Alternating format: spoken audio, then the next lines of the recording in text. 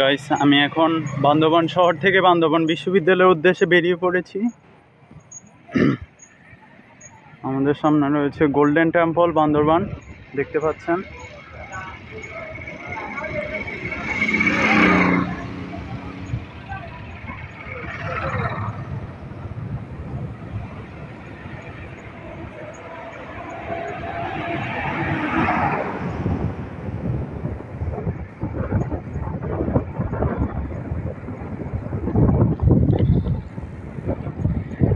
পর্যাপ্ত ইনস্ট্রুমেন্ট আমার সাথে না থাকার কারণে আমার কথা হয়তো স্পষ্ট আপনারা বুঝতে পারছেন না, তাই আমি আবার বলছি। আমি আজ বান্দরবান শহর থেকে বান্দরবান বিশ্ববিদ্যালয়ের উদ্দেশ্যে বেরিয়ে পড়েছি। খুব সুন্দর একটি পাহাড়ি রাস্তা দিয়ে আমরা এগিয়ে চলছি। আপনারা দেখতেই পাচ্ছেন কি সুন্দর রাস্তাটি।